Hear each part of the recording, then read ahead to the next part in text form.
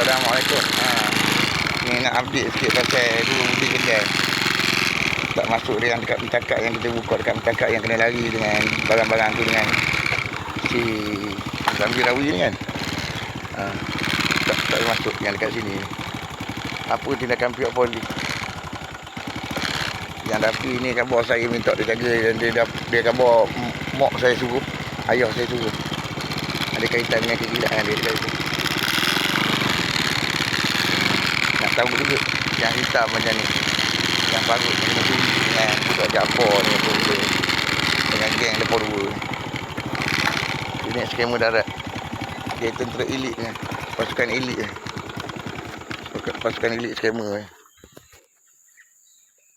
Apa tindakan pihak polis untuk mengatasi masalah ni dengan Mitoto ni yang menjegang dekat rumah, dekat mentakak tu, yang kena serang dekat bank, public bank tu, yang kena serang dekat CIMB Kuantan ni, Sabrina ni, apa benda ni,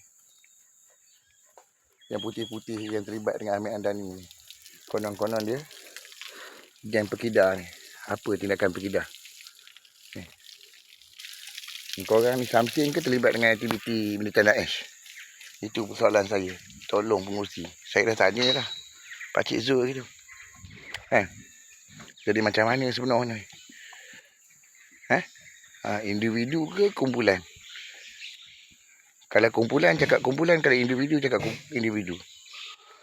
Sebab dia mencuri ni. Dia terlibat dengan kes bunuh budak Sabrina dengan Dapi ni, dengan Zanizam ni, melibatkan dia sebut nama Pekidah. Saya duduk cakap dekat situ pasal kawan tu. Sebab kita duduk situ, abang tu mari. Kau geng mana? Tak ada geng. Saya tunggu pakcik Pekidah. Dia cakap, lepas pada tu dia dengar mungkin benda tu. Dia guna pakai kat budak Dapi ni. Dia pelik-pelik dia ni.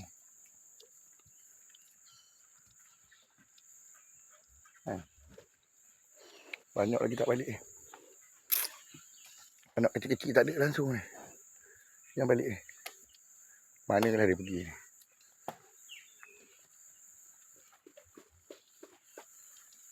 Pagi ni. Bimbang Pak Mat Censu ni, Pak Mat gila ni. Dia mari sini ganggu. Mak Censu ni bukan boleh percaya sangat ni. Pengurusan Federal Polis satu. Sejak bila dia ada mohon untuk beli lembu dekat situ. Yang kes jadi kes polis sampai hari ni. Kes mahkamah sampai hari ni. Pagi ni tak pergi lagi.